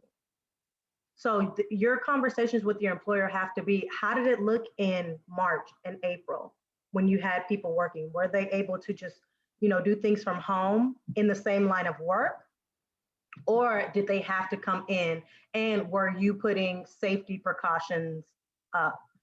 That's a new conversation we have to have with employers. And so I would definitely add it with the employer guides that conversation, because some employers were able just to translate, like our IT grants were like, okay, we're at home and we're still doing everything and it was fine. Others, like I said, construction may be a little bit more difficult, manufacturing. So you have to have those conversations with employers of how does that look? And is it realistic that we can move from in-person to home if we need to? Or does it change the schedule and they have like 2 or 3 people come in from 9 to 11 and then the next group come in from 1 to 3? Those are conversations you have to have about how that looks. Right. I can just add that that's a requirement from the U.S. Department of Labor. The state actually asked for a waiver of that requirement due to the COVID crisis, and we were told to basically hold tight. And so we have. It's possible that we renew our request around this, but for planning purposes, as Tara mentioned, best to design your projects with that in mind and look for alternative ways of providing that work-based experience. But we may have some follow-up discussions around this issue. And if we get that, again, it will be posted right on our website. So please check on our website, I would say weekly, every other week, because as we get updates, it will definitely be posted there. And make sure you're registered for Illinois WorkNet or anybody else that's on your website, because on your application, because anytime announcement comes out, they'll send you an email. Okay, great. Thank you, John and Tara. Could funds be requested to pay the youth while attending class for like a stipend? We do have stipends that are in there. We tend to steer away from them because here's the thing with stipends, and just for us to have a candid conversation, we have seen stipends where people try to pay youth for coming, and the thing that happens is if you're paying them for showing up and you're paying them for just every little thing, what happens when the money runs out? You really want to build in them that this is an investment in themselves, and that this project, this is again why it has to be innovative and fun is kind of the word I use for it, because you want youth to be engaged in this conversation and in this project and ultimately tell their friends about it. So while we have stipends, we don't use them very frequently for our grantees. And like I said, we really want to steer clear of paying students for everything. Again, the money is so flexible. So if you want to do like transportation, is definitely a supportive service that we would cover. Any steel toe boots or anything that they need for work, we could use as a supportive service. John, do you want to add to that, or that? I think you've covered it. I think that's right. I think it's technically it's allowable, but maybe not preferred. Yes. Okay. Are there templates for the sustainability plan and the technical proposal? It's listed on the website, and if you just want the sustainability, it's right here. So we broke them out. It's in the NOFO. So the NOFO has all the stuff that we went over. But if you're like, I don't want to read all that, I just need sustainability, you just go to the bottom and it's right here. Great, thank you. For the MOUs, if you, the grantee, are the work site and training provider, do you still provide an MOU? Yes, and the reason why is that you're listing out your roles and responsibilities and expectations. One, you want to give that to your internal team and work through that. You also want to share that. And we had an agency that had really one MOU and they had different sections. So for Tara's group, it was what she's doing. John's group, it was what he was doing. And then everybody signed it at the bottom. I really like that model because we're all on one team. It's one grant, but then it shows you what you're responsible for and what the expectation is. And everyone had a copy. MOUs can be done in a different ways, but just making sure, even if it's for yourself, you need to know what you're doing and what the expectation is. And you want to provide that to us so that we know that those items are covered. Okay. We have kind of a situation-based question. From Autonomy Works, they would like to know, is this grant open to employers to apply for? Because based on all the listed requirements, it doesn't seem like an employer could apply since they don't meet many of the case management or service relevancies. But they are interested in funding a curriculum around an industry recognized credential and providing apprenticeships at their company in hopes of hiring for competitive employment. Many of the other requirements of this grant don't seem to apply to an employer. Right. And so this is the thing, case management is so important, and eligibility, and an employer would not necessarily have the staff on hand to deal with those types of components, but this is where partnership works. So you can say, hey, we're the employer for this project. Now let's go get a community-based organization to handle the case management, the supportive services, handle the youth. And this is where you really do your niche. So we're the employer. I can come in with the wages, this is where you craft your project. So I would definitely reach out to a community-based organization that can handle the case management work for you. Because another thing that comes along with that is with assessments. So tape testing or anything like that. If you're the employer, you don't want to touch any of that stuff. You want the people that do it all the time and know the ins and outs of it to handle that. So I would definitely partner with the community-based organization for this project. But by you being the employer, that's great, because a lot of times it's the community-based organization trying to find employers. So you're coming to the table as an employer. So that's really, really good. That would be very helpful. Yeah, I would just add, if knowing where Autonomy Works, if you were located in DuPage County, and this would be for any applicant, you can kind of look at the local workforce area that you're listed in, and would encourage you also to connect with local workforce staff as appropriate. And if you need that contact information, we can help you, kind of navigate that. Again, we're certainly not making commitments on behalf of the local workforce area staff, but as far as making an introduction and connection, that may be an approach that you take a look at. And just another thing, this is why that conversation is so important, and that letter of commitment from the local workforce area, so they know that this is happening in their region and in that area. Great, thank you both. Okay, moving on. Under 14 required elements, what exactly do you mean by adult mentoring, or at least 12 months? So we're talking, mentorship is a part of just the 14 elements. Another part that I want to make sure we highlight is, remember, these grants are for 12 months, but you have a year of follow-up that we must do with these youth. So just think in your mind 2 years, just because we want to make sure that you have programming with them, but you're also following up with them for 1 year. And when we say follow-up, we mean a two-way communication. You can't just put in the notes, I left her an email, for January, February, I sent her a text. It has to be meaningful two-way conversation. You're talking about, what am I doing? What services do I still need? How's life going? So those are the things I wanted to make sure we highlight for that question.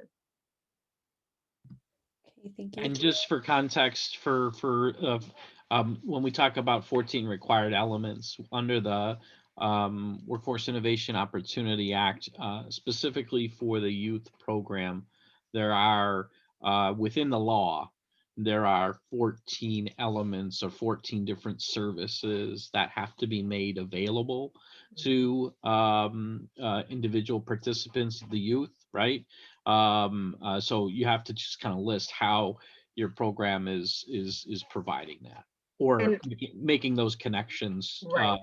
To areas that can provide those services. So if you can't, make sure you have an MOU and make sure you have your partner listed that they can provide that service to your participants.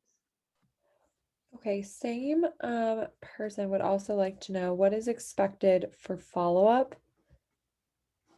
Yep, that was two-way communication. Okay. It's going to be in the Illinois WorkNet system. So just making sure you're having meaningful two-way communication with your staff.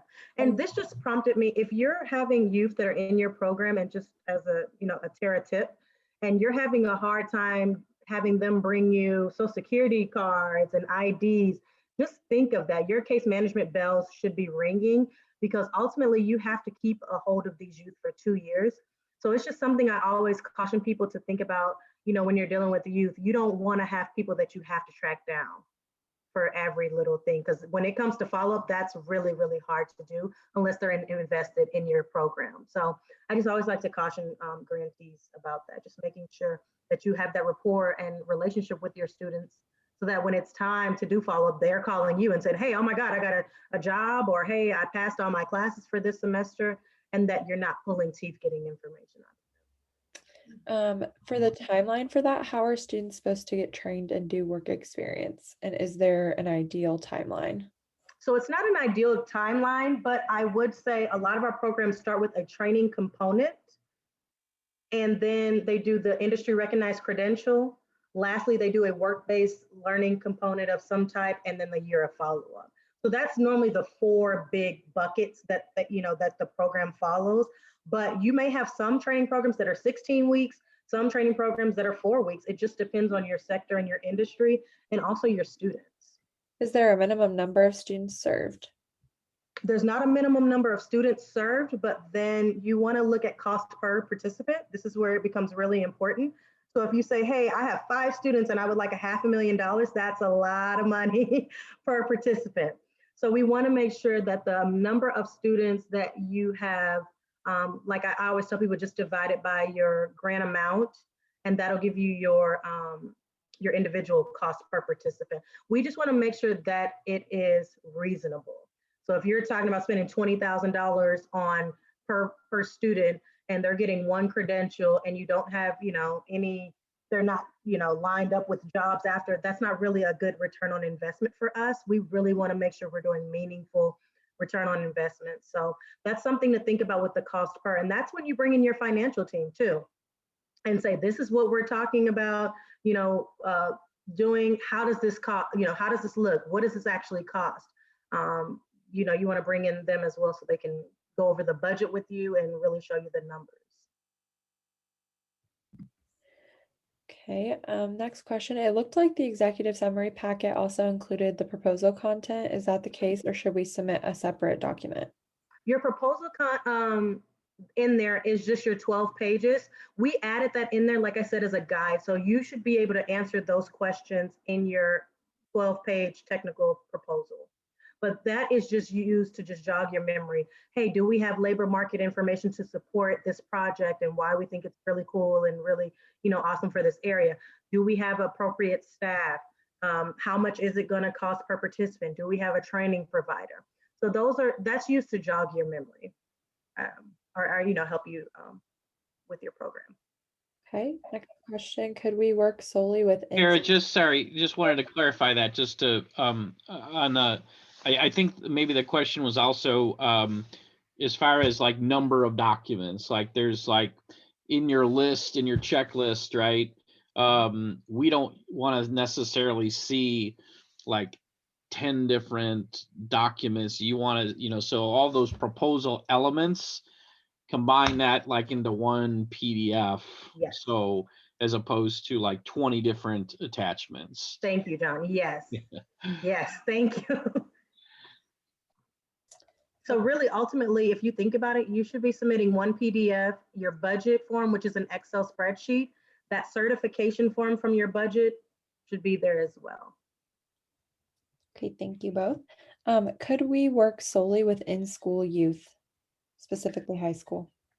And it's preferred to choose in-school or out-of-school youth. So either one, but I would stick to one group.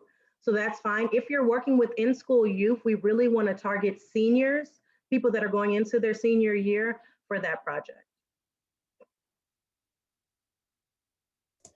Okay.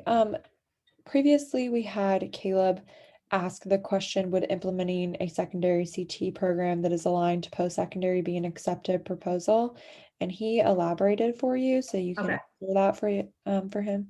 In a follow-up to my question about secondary CTE programs, I am referring to programs like welding, CNA, and construction that are offered at the high school level that offer dual credit. Could this funding be used to increase the accessibility to these programs and/or increase the capacity of the current programs? Okay, yeah, that much better. Yeah, so we have it to where we actually, one of our past participants, Peoria Public Schools, they worked with healthcare and did that exact same thing. You want to make sure that you're offering industry recognized credentials for those groups. And like I said, you really want to focus on the seniors for in-school youth. Is the big pictures. Great, thank you, Tara. Do you have to show evidence that your in-school youth are deficient in basic literacy skills in order to be considered eligible? Let me pull up eligibility criteria. And we are going to have Jim Potts on too. He is our eligibility specialist. So one of the ways that they have to at least be in one of these, one of the following. So 1 through 7, they have to fall within one of those categories. So basic skills deficient is one of the other of them. So if they're homeless, in foster care, parenting, if they have a disability, those will also be ways. So just, it doesn't have to be just basic skills.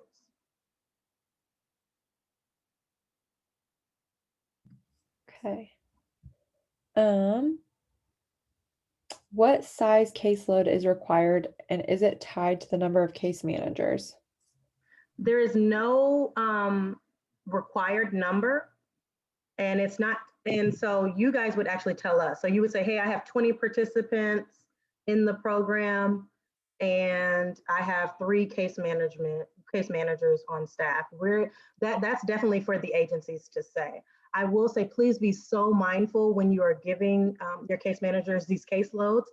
This grant is not the type of grant where you can kind of pick it up and drop it off and think about it sometimes. This is a really active grant and we only have a year. So please make sure you're mindful as you're giving it. I wouldn't give one case manager all 35 kids.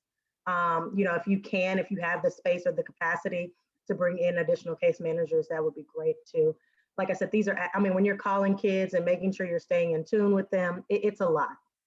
And so just, like I said, this is why I scream from the mountaintops as people are putting these grants together.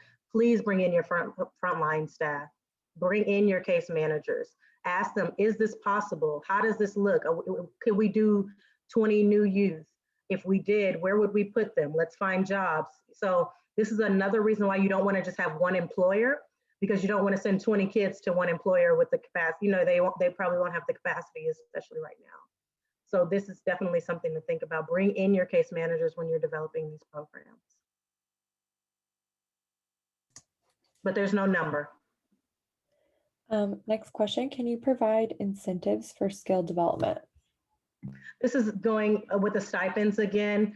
You can, it is not preferred. Again, you want to make it to where the participants see the investment of them being able, you know, there's other ways around it, if I could say that, through supportive services. So we necessarily don't want to give them $100 for coming to class every day, $50 for, you know, being on time, whatever the case may be. You want to make it to where coming in, getting the program, getting your new boots, getting your tool belt are different incentives that we can ultimately put under supportive services. Okay. Rather than going by the county data to meet criteria for disproportionately impacted areas, can applicants use data for targeted communities within a given county where rates may be higher? What was the first part? So they don't want to use the... Rather than going by the county data to meet criteria for disproportionately impacted areas, can applicants use data for targeted communities within a given county where rates may be higher? I would say you need to stay in wherever you are. So that's like someone, and if I'm understanding this correctly, and John, jump in if you can, we don't want you doing an application for Chicago and you're in Central Illinois. So it needs to be in your area. Again, one, because you're going to meet with your local investment board and talk about the project. So we want to make sure that you're kind of staying in your areas. Yeah, I think Tara, maybe the question may be more focused around if, you know, in many local areas in Illinois, that they're composed of multiple counties. And so perhaps, especially if you get into Southern Illinois, you may have, you know, 20 different counties. And so like if it's more appropriate, perhaps it's like, you know, on the, you know, kind of the most southern part, if there were like a combination of 3 different counties or even 1 county, you know, could they utilize that data as opposed to the whole local workforce area data? Yeah, so you would be able to use that data because you can also, you know, use it as that you are providing services to those students. Again, you just want to make sure you're having the conversation with that local area, workforce investment area. Yeah, I think that the key is that you can't kind of try to cherry pick the Right. data. So we don't want to see like kind of a gerrymandered map of your service area to you know to carve it out with, you know, and have it snake around to make it you know, eligible kind of thing. So make sure that the communities that you're choosing and the geographic service areas make sense for your project. And make sure you're providing whatever you're using to say that. So if you're using census data or anything like that, please add that to your application so that we know exactly where you're getting that information from.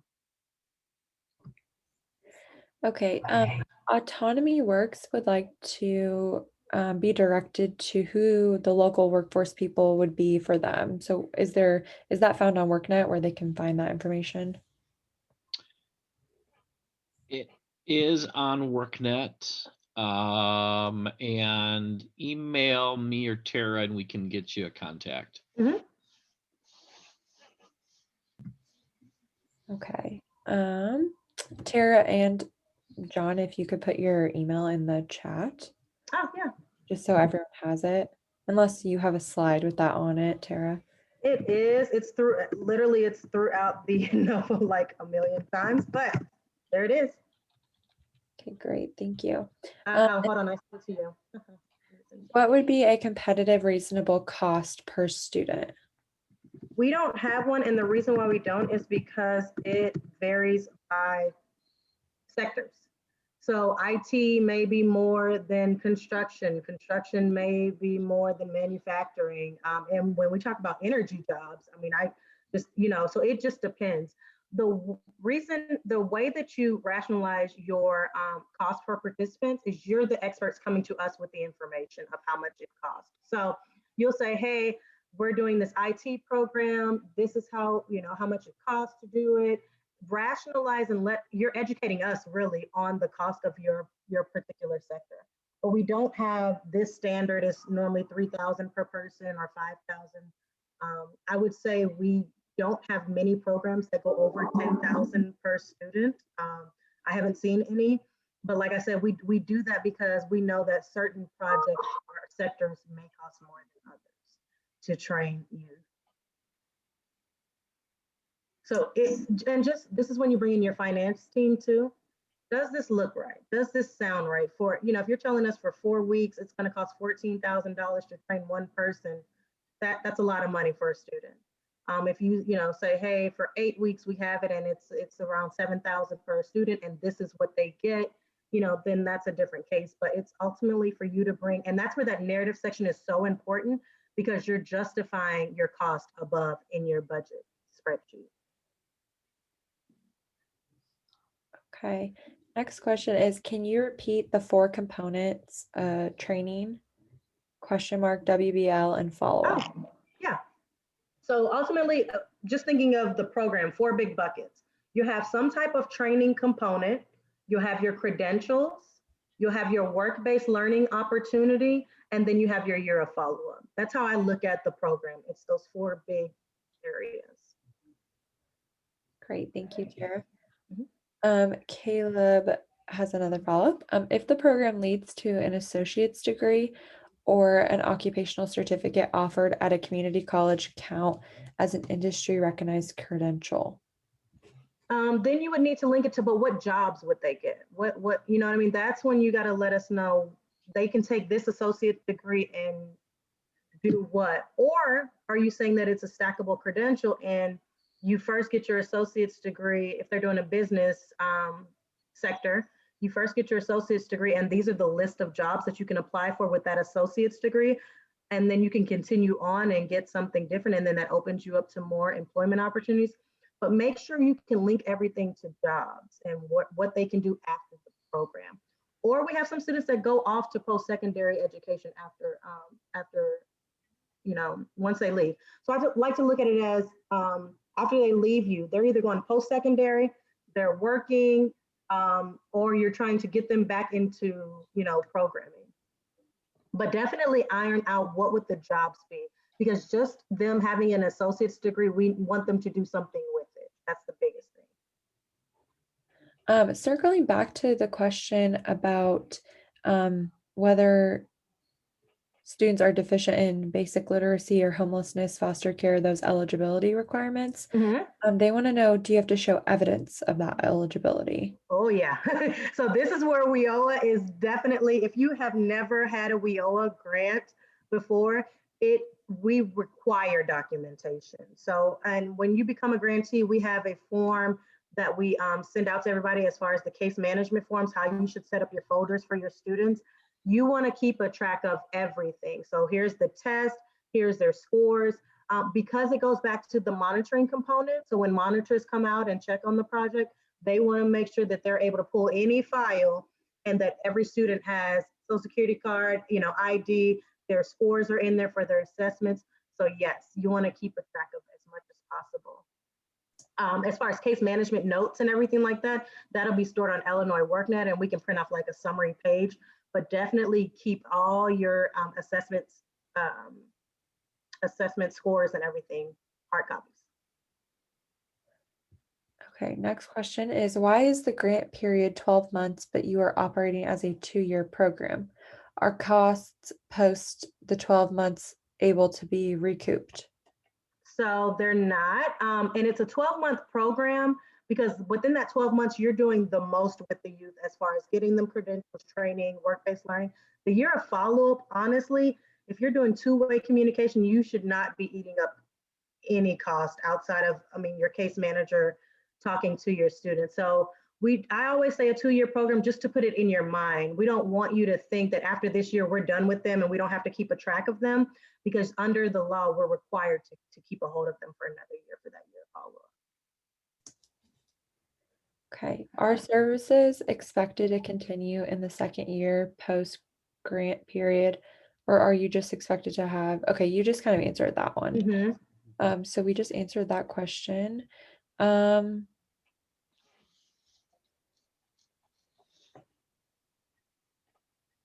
Will grantees need to work with LWIA to input data into IWDS for report documenting? So Jamila, you're round 1 and we've taken the feedback from your group and we've have it to where we're trying to put everything in one central space. So we don't have to worry about that reporting documenting. I know, thank you. So for everyone, what we've done is taken the feedback of the first round grantees and our second round, and we're evolving it each time. We're trying to make it as easy as possible with the paperwork and the caseload, because we know there's so much going on with the youth. And one of the feedback that we got was, hey, we can't put it in 2 systems. This is driving us crazy. We don't have the time. We don't have the manpower. So we are working actively right now here today to put everything in one system for case management purposes. Okay, that is all the questions so far. Yay. Oh, no. One more. Are they still required to obtain a credential if the career plan is post-secondary education? Yes, and so when you say post-secondary education is the career plan, what does that mean? What does that translate to? So we want to make sure, like I said, that we're translating that to some type of employment. So if they are going to post-secondary for additional credentials, you know, to get that, you just want to make sure you can trace it back to employment. So anytime when you're thinking about the credentials, what can they do and take this piece of paper to an employer? What jobs would they get? So just think about that part of it. So the career plan should just not say, no problem. The career plan shouldn't say, you know, their ultimate goal is to go to post-secondary education, because then that doesn't tie to jobs in the sectors. We're really trying to get youth jobs and keep them and expose them to the workforce.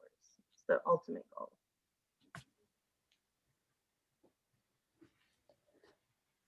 All right. Did we save an hour? It's unheard of. I'm not going to talk for the next 3 hours. Here we go. There is no, the question, sorry. Is there a time limit for work-based learning? There's not, but like I said, it just depends on the employer. This is when it's really critical to have them at that first conversation, because they'll be able to tell you, you know, hey, it takes 6 weeks for us to really get them acclimated to our factory and really, you know, go through everything. You may be at a computer firm and they say, hey, all we need is 4 weeks of showing them how things work around here. The rest they can do at home. We have some modules they can do at home as well. This depends on the employer that you have for your work-based learning component. I just want to make sure some employers that you have for work-based learning will say, hey, I can stay on as a permanent employer in the end. So just think about that as well. You may have some that say, hey, all I can offer you is work-based learning opportunities. So that's another conversation you want to have with the employer. Do you want to be a permanent employer? Do you just want to work with our students for work-based learning? Remember, all applications must have an employer. We want to make sure that you get credentials, but also we have somewhere to put them. This is why having multiple employers is really important too. Anybody else with any more questions? Get them in, get them in.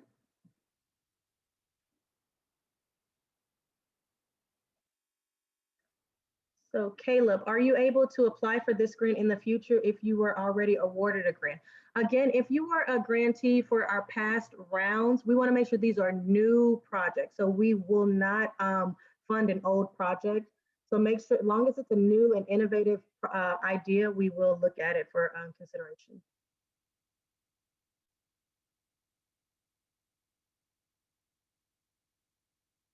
Anyone else with any questions?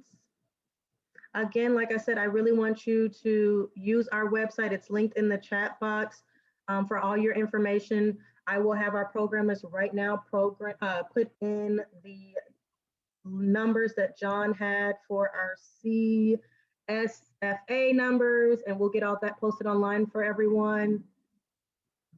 And if no one has any more questions, I'm gonna give everybody 1 more minute. Don't forget, the webinar will be available. You can play it back. Yes. And then don't forget to register for your TA sessions. Those are so important. Yes, and the first one is tomorrow at 10 a.m. So please register for that. Again, this is recorded, just like Tara just said, and the slides and recording will be on WorkNet within 48 hours of each session. And then we did have another question, Tara. They just accidentally only messaged just me, but they would like to know, if we are awarded, can we apply again next year? If it's a new, so that goes to the same thing. It would have to be a new project. So if you focused on construction for the first one and you switched to healthcare, that's a totally new project, and we would look at that for consideration. Okay, great. As long as it's not a continuing grant, so long as you don't come in next year and say, hey, we did construction, we want to do construction again, and you know, we want you to fund, you know, the same students or anything like that. But if you do construction and you do a different component to it, so if you get a different credential, they go from a journeyman to something else, that's a different project. You would just have to make sure it's a totally, you know, different project. Okay. Our technology state, I'm so excited. Oh, my anxiety was through the roof, everyone, but it's fine. So if you have any questions, like I said, I am available. I am the only way that I'm not available is you can't email us and say, hey, what do you think about this project? We just got to make sure we're giving out the same information to all grantees. So please make sure, like I said, you're getting the most information on the website. We are here you know, to help you with anything. If you click on the link and it's not working, please let me know immediately so I can get it fixed. But other than that, we're here, we're available. We just thank everyone. Thank you all for joining us. And if you have any questions, we're available, we're here. Thank you so much, Kristen, for helping. Thanks, John, I really appreciate it. Have a great one, everyone. Bye-bye. Thank you. Bye, everyone. Have a great one.